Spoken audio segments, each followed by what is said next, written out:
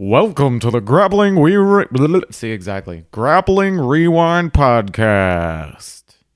Welcome to this week on the Grappling Rewind Podcast. In this week's show, we're going to recap Fight to Win 128 in Philadelphia, Pennsylvania, which we attended live. We're going to recap the BJJ Stars 2 and the King of Mat 7. We are also going to preview Fight to Win 129 in Chicago, Illinois, Third Coast Grappling Qualifier 2, and Rise 8 and the Midwest Finishers 3. As always on the show, I'm your host, Maine, with my co-host, Emil. We got Motormouth Maine today. It's going firing off all cylinders, dude. Yeah, very, very tired. I love the energy. No, keep it going, man. It's good. Yeah, it was good. We spent the weekend at Philadelphia covering Fight to Win. We got a lot of cool interviews there. Yeah. I had a great time. We're going to get into that in a minute. But before we get into that, let's talk a little bit of news, a little jiu-jitsu news for the week. Where do you want to start? I guess the biggest news is Kaynan's university or school is opening up finally. So Legion American Jiu-Jitsu, I think is what it's called. So that's going to be in the San Diego area. And he's offering, some kind of deal for the first 100 students. Interesting spot to pick. I feel like San Diego, SoCal seems like a really saturated market. Yeah, you said that in our team chat, and everyone was like, "But is it really?" I don't know, man. I just, again, I guess all of the major metropolitan areas are probably have a lot of gyms, but I also think he has something pretty significantly different to offer in what he's teaching and how he does stuff. He's and also going to be in the vicinity of, his most recent former team. Yeah. Yeah. So I don't know. It's interesting. I think that he'll do fine at the in that San Diego area, right? Just given what he offers and if you really want to get good at the Kaynan lapel game. Yeah. I can train with Kaynan. Cool, I'm gonna go to Kaynan. The other gyms, I don't think offer specifically what he's gonna offer. So yeah, interesting thing about this, the choice to call it American Jiu-Jitsu, everyone's kind of up in arms about that. Guys have been calling stuff American Jiu-Jitsu for a while now. Jake Shields has been doing American Jiu-Jitsu for forever. Yeah, but I don't see Jake Shields having a following in the jiu-jitsu community the way that Kaynan does. Kaynan, he has a pretty unique following in jiu-jitsu. I do understand the need to brand yourself. For example, we saw Eddie Bravo do this, right, with 10th Planet. Right, yeah. But I feel at some point, I feel like this is, how you go by these strip malls and you see American, karate, martial art thing. Yeah, insert a bunch of maybe even faux Asian names, right. So it's okay, I get it. Kaynan is definitely legit and has proven his chops, has done a lot to add and grow the techniques in jiu-jitsu. I like how everyone sees this as a way bigger thing than I do. I was it's called American Jiu-Jitsu. Okay. Are you good at jiu-jitsu? Okay, cool. I'm worried about a slippery slope of just splintering into weird mini communities and then I'll only compete in American Jiu-Jitsu tournaments or 10th Planet style. Yo, man, I'm gonna be dead before all that stuff happens. I'm not worried about it at all. I know. It's just it's a weird branding. There's a couple discussions throughout the community of is this the tipping point? Is this the change point over where you have a major dude like Kaynan's that world class, that top of the podium guy, right, that's doing the rebrand from Brazilian Jiu-Jitsu to American Jiu-Jitsu. It's he's the highest profile guy to do it in the modern era. Yeah, so absolutely. Definitely been a point of discussion this week. In other news, Lachlan Giles released his leg lock anthology to the world. Everyone's buying that shit, and everyone's like, "Oh, this is pretty good. He knows a lot of stuff." Yeah, dude, Lachlan Giles is very, very good. He knows a lot of things. I'm gonna get it probably.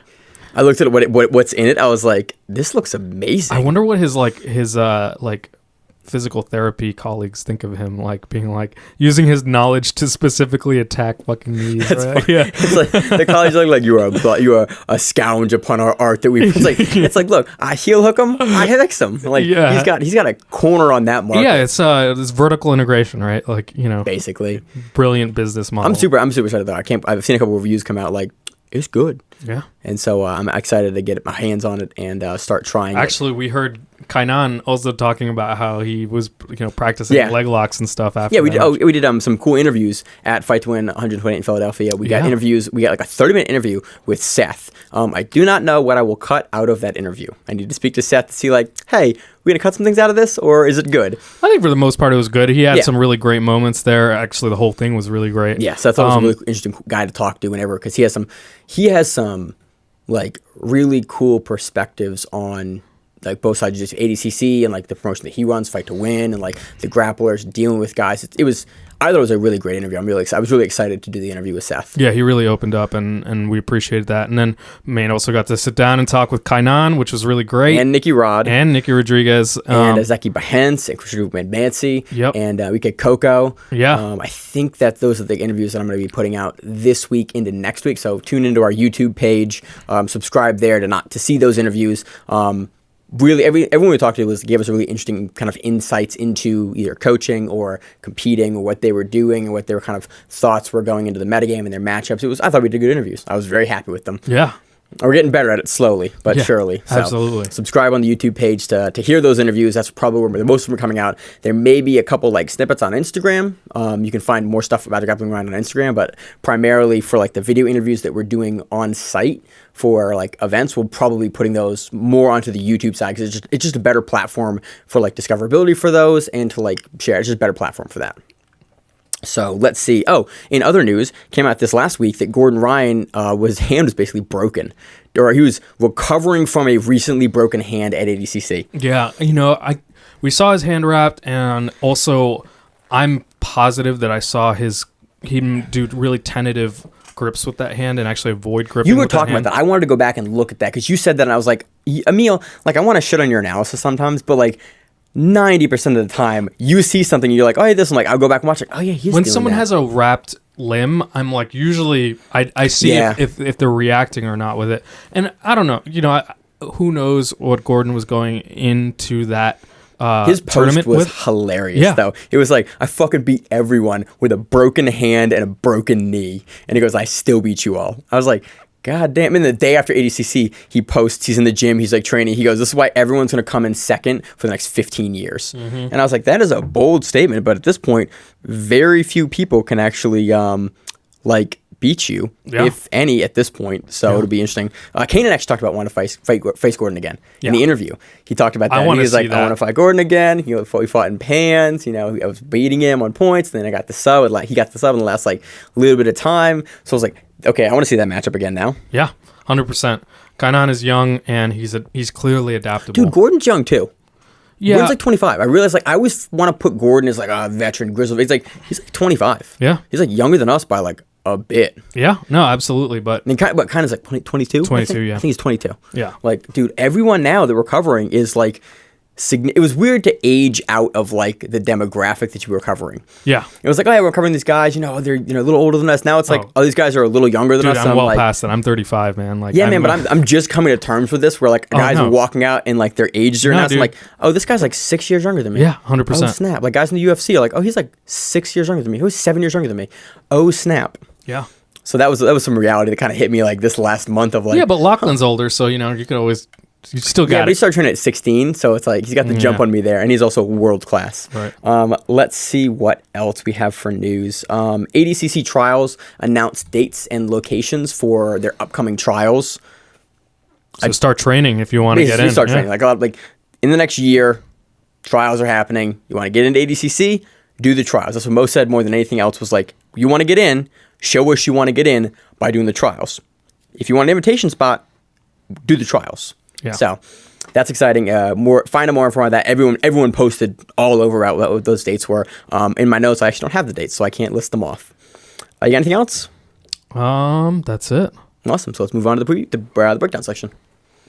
So on to our recap of Fight to Win 128. It took place in Philadelphia, Pennsylvania. This event paid a total of $39,170 in salaries and commissions, with headlined by black belt Kaynan Duarte defeating Nick Rodriguez via heel hook for submission of the night for the black belt. Dude, oh my God. So Maine and I were here live to cover it, and it was incredible as per usual. It was awesome. The Fight to Win staff were super awesome. Dude, 4300, I always called 4300. The 2300 arena always sells out and is always wild. And there are always wild matchups. Philly comes out to support Fight to Win, and the dudes on Fight to Win on the Philly cards always come to bring it. Yeah, even if there wasn't a ton of subs on the card, the matchups were really, really exciting. They were fucking incredible. Yeah. Absolutely incredible. The energy was great. Again, it was great to see the You took some great photos too. No Sleep. Oh yeah. Yeah, Emil was I'll take some photos, put on my Instagram. I was like, yeah, let's do that. And he's like, my phone is garbage. Can I use your phone? I was like, yeah. And then I thought Emil was gonna take good photos, and I look at what he's posting on Instagram. I was like, these are really great. You're way better at this than I am. So what made it super easy was towards the end, I think it was Missy let me sit up on the ref's table, like right at the edge of the mat. And so when you're like right there, yeah, you can take amazing photos. It's like, that it's makes sense. super, Because I take shitty photos. And well, then, yeah, like, it's hard to take good photos when you're far away. But that makes sense. Yeah, so huge you did a great thank job. you. We have some really cool photos up on our Instagram of like the event and some of the athletes that are going to go along with some of the postings for the interviews we did at the event. So take a look at those. Anything else before the event was great? Let's talk about the matches on the event. Let's start the main event, the rematch between.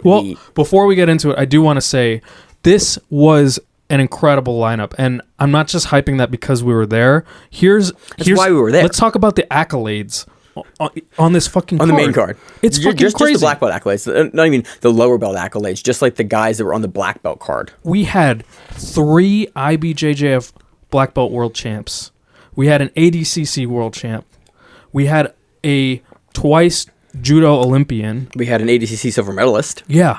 It's just current champion and silver medalist rematch. Yeah, let's talk about that. That's insane. The prescience that Seth had in booking that headliner is insane. Because he booked it before ADCC. Before ADCC, which is hilarious. Without knowing anything about that, they knew, okay, this is going to be a fire match. Here's how good it's going to be. It was the plus 99 kilogram ADCC final match. Mm-hmm. That's fucking incredible. That is amazing booking. And the whole card, it's really Fight to Win is cementing itself as the pro circuit. If you talk about they put on enough events where it's like you can watch guys like go through the Fight to Win rank. Like they take their previous accolades from other organizations, from IBJJF, from ADCC, like guys that put on good performances in other super fight organizations, and you see them come to Fight to Win. They earn their points, they earn their way up in the rankings, and then it's like you see guys that put on great performances get matched up with like the world beaters, and you see like how it gives you a semblance of like rankings of like how these guys like rank in this kind of rule set. It's really cool, and they have enough events where you can realistically keep booking these guys multiple times a year, and you can establish like real Fight to Win rankings. It's cool. And narratives and like belt defenses and things like that. So it's like, not, dude, these black belt defenses for Fight to Win are becoming like a thing. Where it's like, oh man, like Seth booked when Meregali pulled out versus Herber Santos. Seth booked Tim Spriggs versus that. He's like, it's a good matchup. He goes, Kaynan's also on the docket for getting that slot for that matchup. He goes, but I thought Spriggs would be interesting. The way he talked about the dynamism of the matchup and like how it would play out, and it's like, oh yeah, I can literally in my head pick from when Spriggs lost that title to Gutenberg, and like then Gutenberg's defenses, then when Herbert took the title from Gutenberg, then Herbert defended the title. Now it's like Spriggs is going to fight for the title that he already had again, and then probably Kaynan's going to fight. It's like, oh my God, I can follow a jiu-jitsu division now. Yes. And it's like, oh, that's how jiu-jitsu gets like big. Yes, exactly. So I think this is a really amazing moment for pro jiu-jitsu because we're no longer seeing these sporadic, amazing but sporadic, tournaments or whatever. We're seeing an actual like almost, for lack of a better term, a league and a season, right? So this is really exciting. And I just dumped all the water down my lungs. It was great. So let's talk about the matches. Right as Maine coughs his brains out, Kaynan Duarte and Nicky Rodriguez, the rematch from the plus 99 kilogram division to ADCC. It happened 2 weeks ago. In that match, we saw Kaynan Duarte get Nick Rodriguez's back for a good portion of the match, ride it out on the points. Rodriguez almost took the back in the last like 20 seconds of the match, wasn't able to get there, so Duarte took the victory there. This match, you saw both of them playing the wrestle game at the beginning, and you saw like Kaynan giving Nick like the single and the low single, and you saw Nick like not quite wanting to take it. And also, I mean, he did go for an ankle pick at one point. Yeah, he did.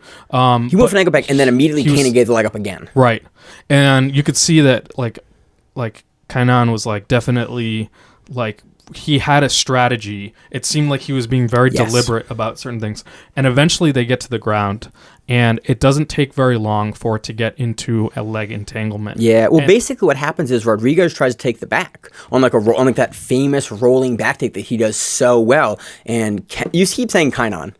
Yeah. He told us how to say his name, and he's like, Americans say it this way, Brazilians say it this way. And I was like, cool, I'm now more confused than I was before. So Kaynan Duarte. Kaynan basically locks up a toe hold really quickly off of like Nick Rodriguez trying to roll and take the back there. Right. And he's able to like pop them into like a saddle position. Right. Basically off of that failed back take. Extremely dangerous. And Kaynan looks totally comfortable here. Yeah, well, he got him. He locked his legs in really quickly, like, and there's not a whole lot. He basically locked down the position and eliminated the scramble from Rodriguez because that's where Rodriguez is super dangerous. That's where he was dangerous their first match. So Seth was reffing this match, and he got in very close, and he was monitoring. In our interview, he talked about, he was watching Rodriguez's knee do like the shake. Yeah. Where it's like you see the knee moving like it's about to go. Yeah. And basically Rodriguez ended up tapping to, I think it was heel hook, right? Yes, Yeah, it was a heel hook. a heel hook, and that was the match. Yep. Basically. But like Rodriguez was tough, and Seth was like, he might literally just let it go and keep fighting. So, Yeah. so Seth was like, talked about being super nervous that Rodriguez was like, how tough is he going to be here? Is he going to let him like take him out for 9 months, or is he going to like tap? And he was like, I'm so happy he tapped. Right. Yeah. I'm glad too, because obviously we want to see Nicky competing. Oh, yeah. We want to see all the competitors compete. We don't like Yeah. seeing injuries at all. We'll talk about João here, or not João. Oh God. Yeah. Mike Padilla. No, not Mike Padilla. João. Yeah, João. What do you mean? João was on this card too, and Yes, he was. João got his foot like cranked. I mean, I don't But think he was hurt, but Mike Padilla did get hurt. He did get hurt. But yeah, like Kaynan was super cool afterwards, and Nicky was super cool afterwards. And I thought his interview was really cool with us. It just came out actually just now. It was scheduled to release. It's released as we're recording this. It just got released. He gave some really good insight into like this is Nicky. Yeah. Yeah. His thoughts about the matchup. Because look, I want to be number one. He goes, I got to go back and like build some skills and improve. And he was like, really, you can tell when guys take a loss, and like you could tell he was upset, but you could also tell he was like energized, like, cool, I now know where I got beat. And it wasn't like some weird points like, I got beat here. Right. And I'm going to go. And you can see like that crazy come out a little bit, where it's like, I'm going to get so good at this because now I know where I can get beat. Right. And it was like, oh, you're like super serious about getting really good at this. Yeah. And it was cool to like have a conversation with that guy, and like you watched him basically tell you about how hard he was going to train, how much better from a technical perspective he was going to get. So he also had like a really good post on Instagram today that was basically like, no excuses. That's it. Yeah. Like, I don't care if you're sick. I don't care if you're injured. Like, that's it. And I was like, go get it done. That's a healthy attitude to take. Yeah. Like, there's nothing worse than I'm not going to make excuses, but here's a bunch of excuses. But I was sick It's and like, I was injured. yeah. It's like, I mean, just don't say it, man. Just say like, hey, here's what happened going to the matchup. Like, just make the excuse. Don't say I'm not going to make excuses Yeah. and then make excuses. Rodrigo was like, I got beat. We're going to grind. We're going to keep going. And I was like, cool. That was awesome. So that match was awesome. Go watch that match again. Really cool match. Submission of the night for the black belts. Yeah. Super high stakes match. And these guys will run into each other again. Watch the interview with both Nicky Yeah, and Kaynan. on our YouTube Kaynan page. talks specifically about how he started working leg locks even more after the loss to Lachlan Giles, which I think he calls him the guy that I lost to. The guy that he had. Because I thought I was better than the guy that I lost to. And I was like, that's hilarious. Cool. I mean, like, he probably respect just that. didn't remember, he got beat. And just like, but he was like, but it's both those guys took stuff Yes. from losses and like, I want to get better. And so Lachlan Giles beat Duarte with a heel hook. Right. And then Duarte, you see immediately coming into his next pro matchup and winning via heel hook. Exactly. So next match on the card. We have Lucas Pinheiro defeating João Miyao by split decision. Holy shit. Dude, João Miyao is leg lockable. Miyao brothers do not. I love that meme that came out of ADCC with Tyra Tolo knee barring Paulo, and it was, you may not think you give a fuck, but no one gives a fuck. It doesn't give a fuck as much as Joao doesn't give a fuck about leg locks. Yeah, well, that's Paulo, but like. What'd I say? Joao. I mean Paulo. But yeah, both of them are the same, right? Dude, Paulo's foot. Sorry, Joao's foot. I'm getting the brothers mixed up. That's killing me. Joao's foot here was like in half. And I was in the stands talking to some people. We were watching the match, and I was like, "What do you do? Like, you can't break his leg because he won't tap." Lucas and Joao went through an insane leg lock shootout, and specifically toe hold shootout, and if you've been listening to the podcast, you know I fucking hate toe holds. And by this point, You do not like toe holds. I was sitting mat side. Oh, you're taking all the cool photos. Yeah, and you have a photo of just like the foot like bent and tacoed into itself. it doesn't look real. It looks like an image that like an AI put together. Like it like scrambles your brain looking at it. You're like, that doesn't make sense to me. That's not visually. how a foot. That doesn't how a leg looks. That's not how a foot is supposed to look. It just it's bent. The whole leg, but even like you see, it's just twisted in a weird way.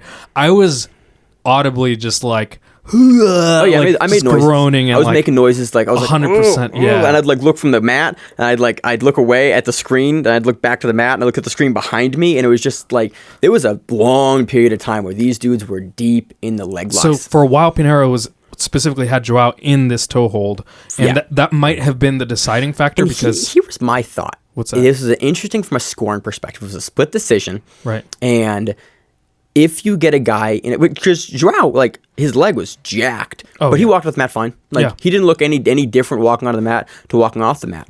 My question is, how close was that toe hold? I have no idea. And that's the question. So it's like, okay, it's super in, it's super deep, but his leg's fine. I think from a reffing standpoint, or for a judging standpoint, you call that an extremely close submission because. But was it? But that's my question. So I mean, close submission attempts. This is a little semantic. Yeah. I think it's a legitimate question here, where it's like you deal with a guy like João, it's where impossible to tell, right? Because there's some people who are really hard to hit like certain kind of chokes on, right? Like it's just a thing. Like some people's carotids are deeper. You got that neck, right? Exactly. You got that neck, and so that's impossible to discern. But I thought it was interesting. The decision was interesting here because there's two sides where you're like, look, it looked like a deep submission attempt. He's in the toe hold. He's in super deep. I think that was the deciding factor. Yeah. Like Pinheiro looked deeper on the toe hold than João looked. And no. There was a moment where Pinheiro was the only one with the toe hold. Yeah, that's what I mean. Yeah. But in that moment where it was like he had a deep toe hold, and that was the deepest sub that looked the most threatening. Right. And if you're looking at like normal people, which we can all agree the Miyaos are not when it comes to leg locks, like it is an extremely that leg would have exploded. Deep, it would have erupted. There would have been viscera all over the fucking like mat extremely and deep arena. Submission.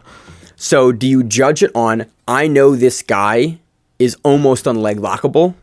Or do you judge it on like... you don't judge that. But he is. But that's the guy you're judging against. You don't fucking judge... There's no way to do that. This is a ridiculous semantic like thought experiment. Like there's no way you can have someone walk in and be like, well, I can't count leg locks against that person because they've never tapped to it. And I don't know. I think we've seen them. No. There's you can't do that on the fly. But you can say that's a fucking absurd leg lock.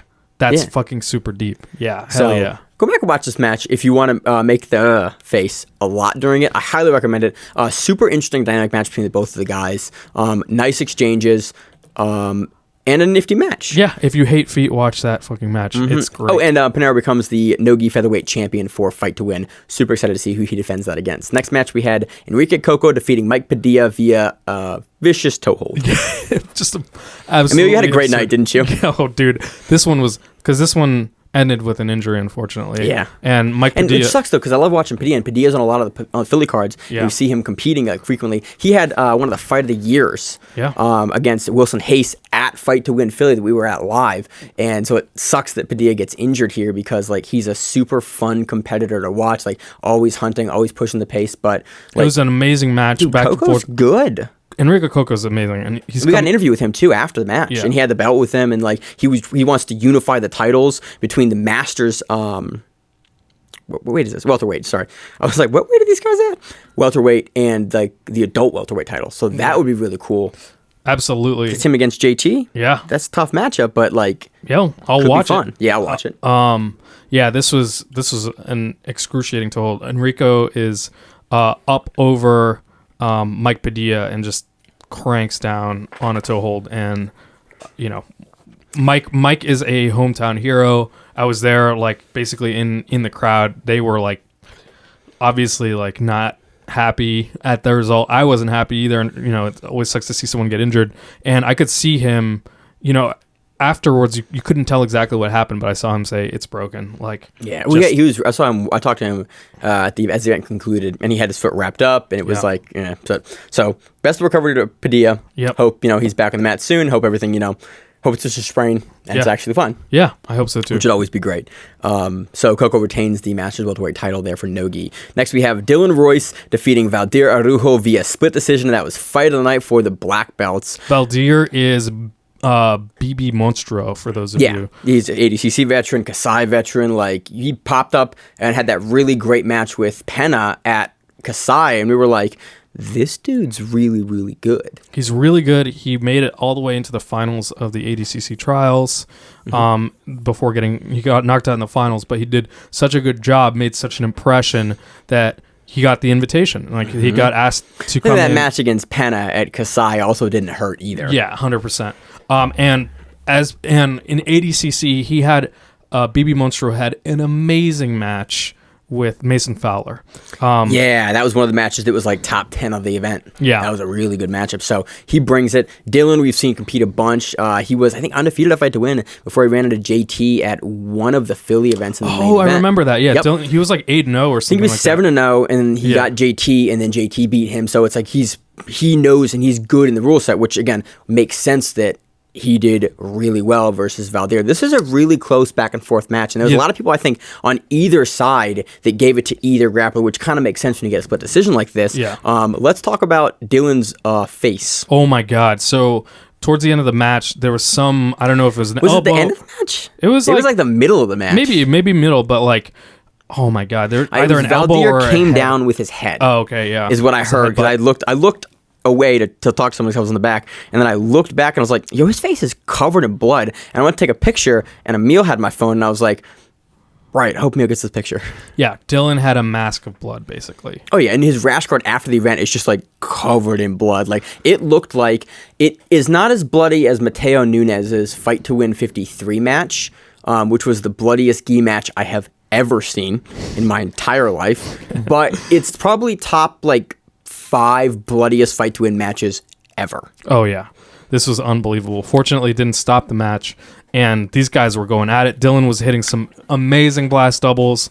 Valdir was snapping guillotines all over the place. Both of them throwing up guillotines. Yeah. I think Dylan had a good guillotine at one point. I think that's probably the guillotine that actually won him the match, but the combination of the takedowns, the reaction of the crowd, and that guillotine, I think, is definitely what won him the match. Super close match. Honestly, like, would not be against running this one back another date. Like, these two 100%. guys match up really interestingly, and it could be a lot of fun. Anything else on that? No. All right, next match we have Stephen Plyler defeating Thiago Thomas via split decision.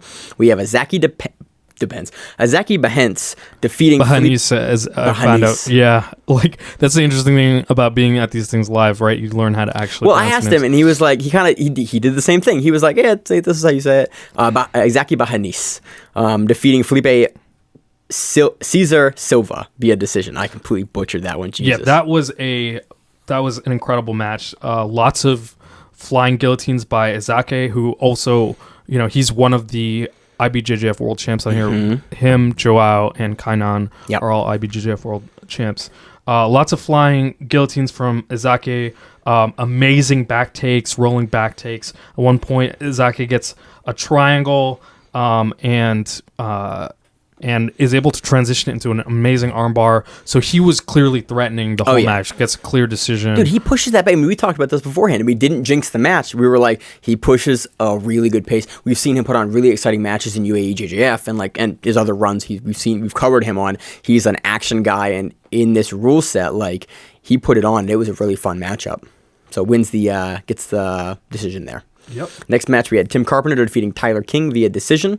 We have William Wilk defeating Mike Easton via decision. We have Tim Williams defeating Drew Puzon via decision. We have Kyle Hughes defeating Eric Gok via decision. We had Christian Woodmansey defeating Dustin Ordinario via decision. This was nuts, man. Christian put on a clinic. Dude, Christian's really good. So I was looking through his BJJ Heroes record because I wanted to make sure I spell his name right when we put the interview out. So that's where I get, by the way, that's where I get people's names. BJJ Heroes. Shout out to them. Thanks a lot for having good names. And I looked, he just faced Dustin Ordinario at the Atlanta Open. Like that was like really recently. So it's like he's a guy he was familiar with. When in the interview we talked about it a little bit, but it was like, dude, he had a really good game plan going into this one. Yeah, good game plan, but also like he's all over the place. He does just about every position that you and he talks about it. He goes, I want to be good everywhere. Yeah. And I was like, oh, snap. He had a hilarious breakdance guard pull open, like kind of like flared out goes into a toe hold. There's a toe hold shootout. Then, Woodman C again gets another toe hold, rose really hard to the edge, so he's doing really good submission threats. Has an absurd guard pass, the side to back, just beautiful transitions all over the place.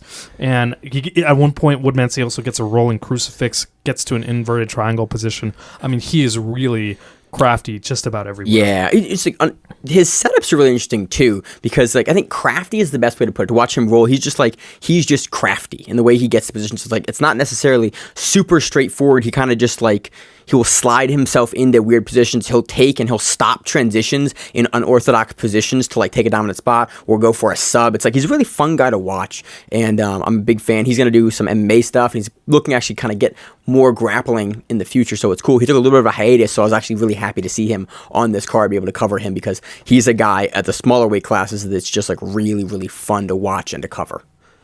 So next up, we have Jay Cox defeating Jeffrey Manolansen by decision. Thiago Brito defeats Kevin Dantzler by decision. On to the brown belt matchups. Jenny LaFaro defeats Abby Passanelli by choke. And that was submission of the night for the brown belts. Deep, deep choke. Yeah. And she retains the Fight to Win Masters Bantamweight title. Thank you. Didn't see that. It was on Alex Meal. My bad. Daniel Myra defeats Willie Dilly by heel hook. I think it's Will Dill. I think the Y is an error there. I talked to Daniel at length after this matchup. We've covered Daniel before. He puts on really, really exciting matchups. He is a Marcelo guy that you should definitely keep an eye on. I think he was able to sub Will in 40-something seconds here really quick. I was talking with Emil, and we were sitting in the side, and we were like, let's go back and do some interviews. And I was like, wait, Dan and I was walking out? Just sit here for a second. We'll watch this match, and then we'll do the interviews. And Myra's a guy to watch on the brown belt stage. Definitely keep an eye on him. He actually is probably going to be fighting for a title here again really soon on Fight to Win. We have Kyle Myers defeating Norm Gagnon by choke. Peter Lingesso defeats Will Weiser by decision. Will Schuttler defeats Sean Karn by decision. And that was Fight of the Night for the brown belts. Kevin Lynch defeats Robbie De La Rionda by decision. Elvison Fernandez defeats Adrian Guggenheim by decision. Nicholas Wiley defeats Jimmy Sauer by decision. On to the purple belt results. We had Eric Naples defeating Sean Joseph by armbar. And that was submission of the night for the purple belts. Eric Naples, we saw, May and I got to commentate his match live, I think twice at SAGC. Twice, both SAGCs he's been on them. Yeah, he's amazing. He's talented. It was great to see him. He got a really quick armbar on this. Yeah. Go and check it out. He's a really really fast grab. I think we saw him on finishers 125 too. We see him on the East Coast and in our area really frequently, and he's definitely a guy on the come up on the submission only scene you should keep an eye on. Hell yeah. Andre Petrosky defeats Gabriel Sanchez Barbosa by decision. John Lyons defeats Felipe Ferreira by heel hook.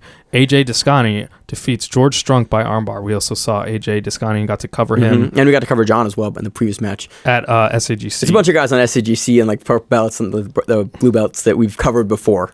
David Grossman defeats Ryan Stark by Darce. Different Ryan Stark than the Grappling Rewind Ryan Stark, as Ryan Stark told us. Yeah. We got real mad at him. We thought Ryan had not told us that he had a Fight to Win matchup, and it was a different Ryan Stark. Charles Livingston defeats Nicholas Barberi by decision. And that was Fight of the Night for the purple belts. Polo Loco Paulo Barbiol defeats Paisi Tan by decision. This was a really cool match. Paisi is he's a para-Olympian or para-athlete. So really awesome match. Great to see them booking stuff like this. Yeah, I love Fight to Win does para matches. They do modified rules matches. It's cool. I love Fight to Win supporting all of the community in jiu-jitsu. It's really great to see. Corey Nasworth defeats Nicholas Lawson by decision. Brandon Welsh defeats Dylan Irving by decision. Chris Dorsey defeats Jason Santiago by armbar. On to the judo results. I'm not quite sure why it's listed here and not in the black belts. Ole Dapilko defeats Ari Dalton Berliner by decision. And that was Fight of the Night for the judo matches. And Cal Berliner defeats Nick DePopolo by decision. Nick Del Populo, is the twice Olympic judoka from the United States. Yeah, very, very good judo. This result kind of surprised, this match kind of surprised us because we really expected Nick to be probably the one that was the favorite here. pretty strongly. Yeah, and it was in that fight to win rule set, man. It's a little bit of a different rule set than the current meta of the judo rule set. Right. So in current, it's worth going over that. I looked this up because I'm curious to hear more judoka, especially judoka who compete on the international level, what they think about the differences between the two. So in current IJF rule sets, International Judo Federation, that one ippon is a victory. correct. And One ippon indicates like shoulders flat, a throw that With ends up with the velocity. shoulders with velocity, flat on the back. That is it's a final scoring throw. You need one of those in a match to secure a victory. in IJF. Correct. In fight to win, you need 2 ippons. So after the first ippon, the match keeps going. The ref does not stop Correct. anything. So not only have you been thrown hard on your ass, but like someone could be like flying into a submission too, because we know these judoka come in quick. Dude, because you only have 30 seconds on the ground to work. Or Right. I think it used to be 20 seconds. Now it's 30 seconds on the ground to work. I might have butchered that, but I think that's currently what it is. And so judoka are very, very good at like cracking open a turtle, pulling off an arm, like getting to a submission very quickly. And specifically American judoka, because American judoka have kind of more of a history of like big subs and arm bars. Like Stevens and Ronda are both known for that, like that kind of game. It's more of an American judoka thing. American judoka very, very good at pulling out the arms. So another big difference is in IJF, pinning someone, keeping their shoulders on the mat for 20 seconds will also earn you a victory. I mean, by pin. Yeah. Basically. So you see them, they'll run, grab the scarf hold, lean up, and just do that like, what's the best example in jiu-jitsu? Josh Barnett. Just hold someone to the mat and like push the shoulders into the mat for 30 seconds. Right. So that's a huge difference in fight to win. A pin will not secure you a victory. Right. It's just simply a position. Because they rely for Nuwaza. They rely for more groundwork in fight to win. And lastly, another big difference is in IJF, there's no gripping the pants Right. of any kind. And fight to win is like, double leg, you want to do a judoka? Let's Yeah. go for it. Absolutely. It's like an old school judo rule set where the leg grabs were not banned. So I'm curious to see, if someone who has been training the IJF current meta versus And fight to doing win, extremely well in the current meta. yeah, Like a guy like DePapalo. it might be a big adjustment. So we're not sure exactly, but it's interesting to see the differences there. So On to the blue belt results. Laura Kent defeating Jillian Peterson by armbar. That was fight of the night for the blue belts. Laura is someone we've covered before, girlfriend for Thor. Oh, sweet. Of Thor. So she's actually, when I'm looking for some information about a lot of like the female competitors, like especially locally, I'll go to Laura because she has a really, really good knowledge of like a lot of the competitors in the female scene because she competed against a bunch of them. Awesome. Does she also write?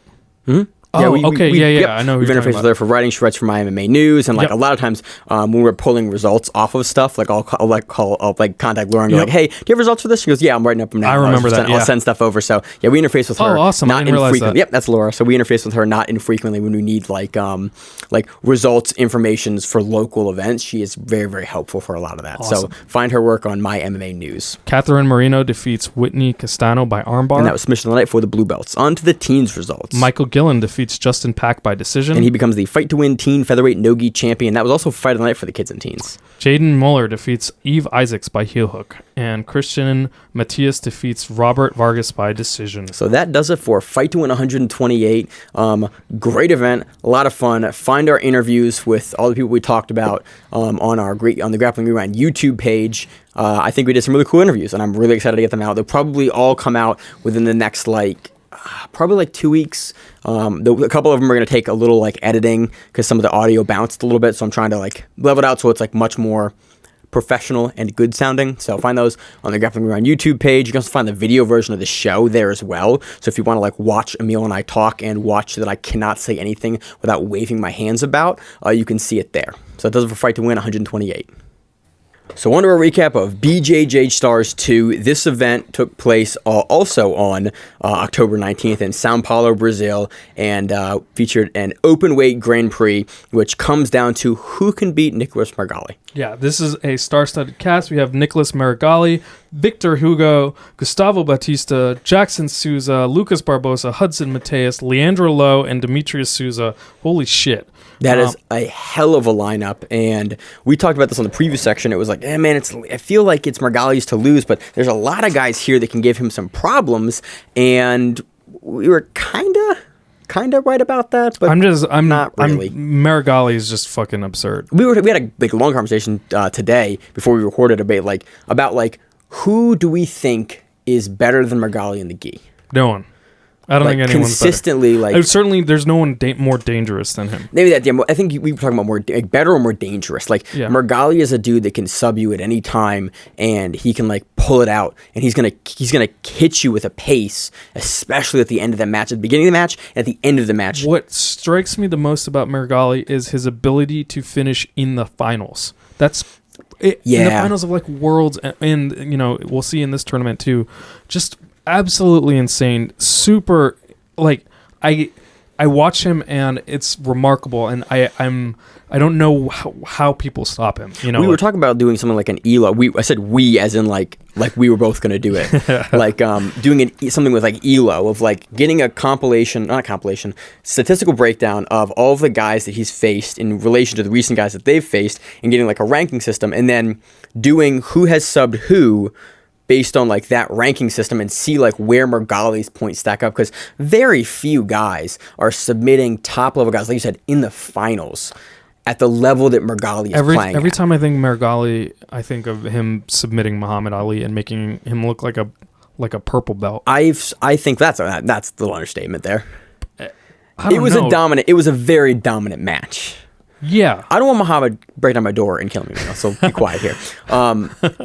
I think of the 2018 run he made, where he didn't beat everyone in 2018, but every person he beat in 2018, he subbed. Yeah, and the vast majority of his matches were victories. So he has a ton of subs and only a couple decision losses, I think. Right. It was something like points in decision. I don't know if he got subbed or not, but it was no, he didn't get subbed. Everybody he beat, he subbed in 2018. Yeah. So that is extremely rare. We're watching a special guy here, and again, he's a world champion. Who Nicholas Meregali is, but events events like this really showcase how good this dude is. So let's get into it. Opening round, we have Nicholas Meregali defeating Victor Hugo. This is honestly, I thought, one of his harder matches. Hugo looked really good here, and had and put up some good offense, and really made Meregali work around his guard. Meregali was beautiful with the X guard here, though. Yeah, so it's interesting to see Hugo in the passing position here in ADCC Nogi. We saw him rely on his guard a lot. Mm-hmm. So Meregali is in guard. Meregali does a drag, sort of like a Tomoe Nage style sweep. Victor answers almost immediately with a 50-50 sweep, and it appears like he's got some kind of interesting advanced lapel guard. Yeah, I realized Emil and I look at each other we broke this down before we talked about the recording today of what grip is that? We're both honestly primarily nogi guys. Yeah. Neither of us are neither grip heavy fighters in the gi. We both train in the gi. But he has some lapel shit here that has a name. Obviously, it's probably a basic lapel position, but he uses it in a really interesting way to establish control from this position, from the outside X guard, so outside single leg X position with that lapel. I mean, it's 50-50, but yeah. Sorry, 50-50 position with the lapel. So Meregali wastes no time answering again with his own X-guard sweep. Beautiful X-guard sweep, by the way. Yep. I was really impressed with the way that he off-balanced and lifted up and was able to get up on top again. Gets into a leg drag position, near back take several times. There's no hooks as they hit the edge of the mat to get the reset, but if they didn't hit the edge of the mat, I really see Meregali there jumping the hooks in. Because he was really high up on the back. He had Hugo seated down, where it's it's very, very hard to escape there without trying to lift the neck to do so. Yep. And so I've seen Meregali sitting him down there and then eventually walking forward and jumping both hooks in, or jumping to a side and getting a hook in, but they went off the side of the mat, so they reset them. So they reset them standing. Meregali pulls and hits Victor with actually a very similar sweep that Victor hit him with, and nearly takes the back twice more. So at this point, Nicholas Meregali has 3 sweeps to Victor's 1 and beats him 6-2 on points. This is actually a really, really fun match. The camera work was really good here. There was one, they couldn't quite see the sweep because the ref walked in the way there with the camera angle they had, but really cool match. And I was super impressed here with Hugo's performance versus Meregali. He was competitive in a lot of the match. Meregali, you saw do Meregali things and just get the pass, get around the guard, and it was a really, really nifty match. I enjoyed watching this match a lot. Next, we have Gustavo Batista defeating Jackson Souza 16-0 on points. It's actually 2-0 for the first 8 minutes. And then in the last 2 minutes, Batista passes with heavy pressure, gets to mount. Jackson gets a half guard and loses it immediately, so that Batista gets back into mount. So that's how he's basically... It's a point track up, basically. It's very, very dominant, but it's not like 10 minutes of like a try to like pass, move through. It's like the last 2 minutes, there was a lot of positional exchanges that favored Batista here. Exactly. And so Batista's able to go up. Again, it was super impressive, like 16-0. That's a shutout performance. That's a really great performance. But it was like in the last 2 minutes, and it wasn't like that. It's a different kind of match, a 10-minute match, 16-0, versus like the last 2 minutes you're getting 14 points. So next up, we have Lucas the Hulk Barbosa defeating Hudson Mateus by arm triangle. Hulk just gets to pressure passing. Dude, his setup here. So you could talk about the match. The setup here was really cool. So Hulk is pressure passing. He gets to side control, and he starts getting really good side control grips. Again, keeping heavy pressure. And he keeps like yanking, like he keeps using his outside arm that's underneath of Hudson's framed arm to like wrench it up. He doesn't really do it that much while he's in side control. I think he does it a little bit here. Nah, it's crazy because it's really when Hulk has his knee across Hudson's abdomen to start threatening sort of like a windshield wiper into the mount. Hulk launches into mount, and simultaneously he double threats. He gets the mount and he gets the arm high up at the same time. Yeah, you're right. So and then he immediately starts fighting with that outside head position, trying to like keep the arm, getting under like the back of the tricep with the arm and forcing it up into the arm triangle position. Into the arm triangle, and Hudson's doing a really good job here of like trying to answer the phone, and Hulk is just like, man, answer it all you want. They're not coming. Yeah, exactly. Yeah. Dude, he also finishes. He must have a stupid hard squeeze. Yeah. Because he gets like the shoulder and the head in there, and then he gets the rotation as well. He does, and he goes like perpendicular for finishing the arm triangle, but like it is in really, really quickly. Because like even like for this position, Hudson's arm is in a relatively okay position to defend. It's not in a great position to defend, but it's not. We're talking about like all the way across and up. He's like his hand is still kind of in there a little bit, and as soon as Hulk makes the angle and just puts the squeeze on it, you see like I got to tap. Yep, quick tap. So we have Leandro Lo defeating Demetrius Souza on advantages. In between the quarterfinals and the semifinals, there were some super fights. Bianca Basilio wins her super fight against Anna Carolina Schmidt by ankle lock. Into the semifinals, we have Nicholas Meregali defeating Lucas Barbosa 9-0 on points. Meregali has a triangle from guard that is absolutely savage. He has a push kick sweep. He gets to top half, then 3/4 mount, then he smash passes, and then he starts armbarring the shit out of Hulk. It's just, again, we already talked about how incredible Meregali is, but to see him do this to Hulk is... But for like, this is why we talk about how incredible he is. I just don't get it. Like, I don't get it. It doesn't make sense to me. It's incredible to watch. So it's a very dominant win for Meregali. Also really cool here, he goes from like that armbar position, like out, kind of extended, trying to break the grip, immediately like back to mount with the position, doesn't lose it. Like, it's super cool. Like, it's something you see high level guys can do, but you usually don't see it on other high level guys. That they go from the armbar, realize they're not going to fight the armbar out, like to get the position, to get the sub, and so they decide to go back to mount with it. And it's like, you don't see a lot of guys that can make that transition back to the arm, especially on a dude like Barbosa. Like, that was the most impressive piece of the match, because it was just like, holy shit, you're really good. Yeah. Gustavo Batista defeats Leandro Lo on advantages. Into the final, Nicholas Meregali defeats Gustavo Batista by Kimura. Okay. From the deep half. Sorry, Batista has the deep half. Yeah. And Meregali is just like, that's cool. Yeah. You can be here. Yeah. That's fine. I have the Kimura grip, and I have one leg behind the head. My hips are also super flexible, so I can be super hunkered down low in the position with the Kimura, regardless of you having the deep half or not. Yeah. So Meregali, in this, he's able to hit a De La Riva sweep. Again, he gets the top half. He does this awesome pressure passing, and to answer, Gustavo goes to deep half, but Nicholas has the Kimura grip at this point, and it does not take him long to rip it out. Dude, he fights it, and then you see him bang it out, and he just lifts, and he just like, it's that. But I think he only fights it for like maybe 40 seconds or like which is probably still less than a minute. Which is still a while with Meregali on your Kimura, because you see Meregali, like he's fighting the grip, and he's like slowly like making his arm tired. Kimura grips, like, Kimura grips usually battle for a long time if they ever get finished. Like, at this level, honestly, you know who I see finish Kimuras like really similar way? DJ Jackson. Yeah. Which is why sometimes he's called the Kimura Kid. Right. If it's Action Jackson or the Kimura Kid, like he does a really similar way where he pulls the Kimura out, and then he's very, very good at making that like rotational angle behind, immediately back with the torso and the arms. Like you don't see him need to like lift his like hips out to finish it, and that's a really like exactly how we saw Meregali finish it here. He just lifts out, and then he immediately gets the finish on the Kimura. There's no pass across the body like you see a lot of guys do. And Meregali and Jackson both kind of do it this way. And it's a really similar way they finish. Yep. So Meregali wins BJJ Stars 2 in very dominant fashion. And he wins 100,000 reals. Really?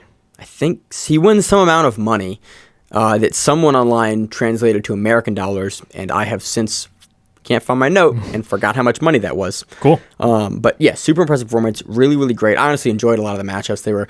It was a very, very good event. I hope that we see BJJ Stars put on more events, and Herber Santos does not fight the Pena brothers in the crowd, which I think he's kicked out of BJJ Stars. He is. Yeah. They're no longer going to have him on there, but we're going to see him fight a fight to win, so I'm still pretty happy about that.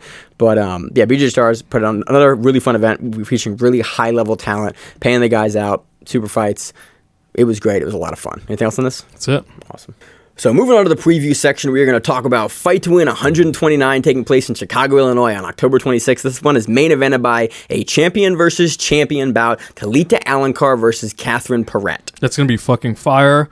We actually got to talk to Catherine Perret at ADCC. Did an interview with her. Yeah, we saw her as a late replacement on ADCC. I think she was the latest replacement. She replaced Franciele Nascimento when Nascimento got injured the week before or something, like really similar. Like Catherine knew she was an alternate, but like top world-class competitor, looked really good. Alencar the same way. This is going to be a lot of fun because Alencar and Perret both come out really, really aggressively. Alencar can tend to fade occasionally, but both these women are like have really nasty jiu-jitsu. Yeah. They both look like to be they remind me like the female versions of Wagner Hosha, just like really unpleasant to compete against, and it is going to be a great matchup. I actually am not sure what weight this is at. I always mix up Alencar and Perret's weight. I know they've both competed against Fionn Davies, so they're around that weight. Should be a lot of fun. Deservedly a main event spot. Should be awesome. Next, we have a co-main event, a Masters middleweight title, Chicago native Mark Vives versus Andre Maneco Leite. Oh my God, that's a really good matchup. Yeah. So Maneco is a monster and Vives is a monster. Both two Chicago guys. If you listen to the Grappling Rewind podcast, you've heard both these guys on that podcast. Podcast out of Chicago. We've also seen Mark Vives a bunch in Fight to Win. Oh, yeah. Like Maneco is more of an IBJJF guy, so it's really cool to see him. I do not recall him if he's been on Fight to Win before, but I'm not sure. This is a match to tune in for. Maneco is a guy, really high-level IBJJF guy. He's been a ref for many, many years for IBJJF. Vives, again, is a really high-level guy as well. This is going to be fireworks. We have a female middleweight no-gi bout, Annette Stack versus Jessica Flowers. Again, another match that could have main evented a card here. We have a 180-pound black belt no-gi match, Isaque Bahiense versus Dante Leon. Yeah, that's going to be fire. They're, again... Have these guys gone against each other before? I can't recall. I don't remember, but this seems like a really cool style matchup because again, Bahiense is a dude that we saw pushes a really heavy pace this last weekend, and every other time we cover Bahiense, and Leon is the same way. Leon came out ADCC, put on I want to say a breakout performance, but did far better than a lot of people were forecasting to do at that event. Yeah, absolutely. Has looked really good, really impressive. I am super excited for these matchups. 200-pound black belt gi match, Tommy Woodruff versus Michael Hagley. We have a 195-pound black belt gi match, Mike Sim versus Jeff Ake. We have a 195-pound black belt no-gi bout, Josh Passon versus Nick Pacini versus Nick Masalayo. We have a 195-pound black belt gi match, Matt Layton versus Mauricio Oliveira. That's going to be a lot of fun. I really love watching Matt Layton compete. I think he just competed at the IBJJF, might have been the Charlotte Open or like one of those Midwestern Opens. I think Charlotte's Midwestern, but I think he just took gold. So we see Matt Layton pretty frequently on. We haven't seen him in a little bit, but pretty frequently. Always put on good performances. Always going for the sub. Really fun guy to watch. 185-pound black belt gi match. Steve Patterson versus Fred Vinicius. 185-pound black belt no gi match. Daniel Wanderlei versus Ryan Courtney. 180-pound black belt gi match.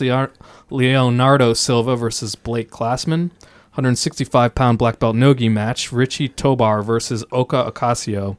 155-pound black belt no gi match. Dennis Dombro versus Alberto Rodriguez. 150-pound black belt gi match. Rafael Rodriguez Fabiano versus Aaron Brooks. 155-pound brown belt gi title match. Joshua Chavez versus Nicholas Salas. 220-pound brown belt gi match. Johans Moore versus Adam Sipos. 200-pound black belt or brown belt no-gi match. Elias Cepeda versus Troy Everett. Night Pigeon, Walkout King. We talked to Troy a bunch this weekend about like matchups, and he talked about this matchup, and I've forgotten what he said about it. But should be a lot of fun. Love watching him compete. We have a bunch of other really, really great brown belt matchups. It's really funny. We have Mike Layton on the card as well, Matt Layton's brother. It's really funny to listen to the Grappling Rewind podcast like every week, because there's so many names on the Chicago event, because it's a podcast out of Chicago, that I recognize. I'm like, do I recognize this guy because they've talked about it, or because like I've seen him compete? And it's like it's this weird. I'm seeing jiu-jitsu. I'm hearing jiu-jitsu names from another place, and I can't figure out which. It's like, have we covered this guy in the show, or have I heard the Grappler Union talk about this guy? I don't know. So Chicago's going to be awesome. Seth has talked about. And the whole Fight to Win crew has talked about how the crowd at Chicago is like the livest. Yeah. So absolutely check it out if you get an opportunity. It's an awesome, awesome lineup. So also happening in Chicago, I think Minnows Finishers is taking place in Chicago. Minnows Finishers 3. It is a bantamweight 135-pound tournament, 16-man and 8 female. 16-man. 135-pound, and then an 8 female. I think it's also 135-pound bracket.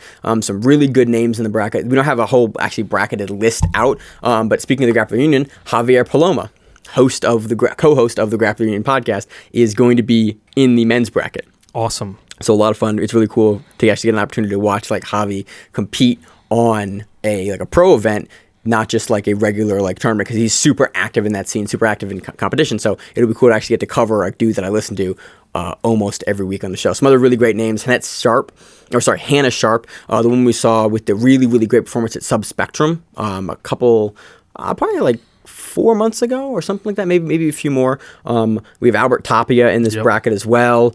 Let's see we have Chris Crawford. Should be a lot of fun. Pedro Serrano, who was the previous champion, I think 145 for Midwest Finishers. So he is, I think, probably looking like the guy to beat for this bracket. Should be a lot of fun. Usually streams on YouTube. It's always produced really, really well, and I've always really enjoyed covering it. So moving on to the next event we got Third Coast Grappling. Third Coast Grappling is hosting a qualifier. I'm not quite certain where you can actually watch it. I think I'm not sure if it's streamed, not sure if it's not streamed. There are 4 super fights that we want to talk about. The first one is Bill the Grill Cooper versus Lucas Valente. The next one is Pedro Marinho versus Jordan Holy. The next one is Chris Robinson versus Alec. Give me the last name. Kotzisel. And the other one is Hector De Silva versus Duke Edwards. They're also running basically a qualifier to get into their Third Coast December event, which is going to be fire. They keep announcing more names for that, and it's getting crazier and crazier and crazier. And I am probably going to try to go down to Texas to cover it live, because it is ludicrous. Yeah, it sounds like an incredible event. And every matchup that they keep announcing for it is like crazier and crazier. I'm like, how many like crazy matchups are you going to have on this one card? Yeah. Because like every match is like, oh, that's really good. That could main event. That could main event. That could main event. There's so many matchups nowadays that like could like I think 2 years ago could have main evented anything, and the match is like six matches down. You're like, oh, this was like completely a main event matchup like 18 months ago. Yeah. And like that's the level of the sport now, where it's like you can slot tons of these guys. Like the level and caliber of matchups you have now is just insane. So I'm super excited to see who wins the slot for the for the big event in December from this. I'm not sure if it's streamed. If it is, definitely going to tune in. If it's not, then I will definitely, reach out to the guys on Third Coast and see like, hey, what did I miss? What should I know from this event? Also happening this weekend, it's a giant weekend. I'm just going through the results, going through like what we're previewing, is the Rise Invitational. This one streams on Fight Pass. There's a couple matchups I want to talk about in this one. We have Joe Riggs versus David Branch in an MMA fighter grapple matchup. We have Daniel Kelly versus Jillian DeCourcy, and we have Frank Rosenthal versus Benjamin Tapia. Yeah. Frank Rosenthal is the current champion at Rise. I want to say it's a 45-pound 145 matchup. I think that's the weight that Frank is the champion for Rise, but I don't know. It might be 55, but I think Frank bounces a little bit. So this is a lot of fun. This should actually be a really, really entertaining matchup. Rise typically has a number of different kinds of rule sets. They usually run an undercard as well. They usually run like 30 plus matches. Yeah. And usually a whole undercard that streams, and then there's usually a whole main card that streams, and they tend to change their rule sets around, so it's easier to actually have like the card and then the actual fight pass up as well to follow it. So I think that's all we've got for events happening this next weekend. Middles finishers, Rise, Third Coast Qualifier, and Chicago for Fight to Win. It's been a big old week. Yeah, it's been huge. There's a ton of jiu-jitsu coming up, so stay tuned. It's only going downhill from here in terms of tons of awesome stuff. So I think, dude, honestly, look at what we have coming up. We got Queen of Mats coming up. We got Fight to Win Denver coming up. We got Finishers 10. We got the Spider Invitational. We got Grapple Fest. We got Quintet. We got Polaris. We got Kasai. We got Third Coast. It's awesome. It's going to be amazing. Pantheon, Jits King, Sug. There is one on our giant event calendar.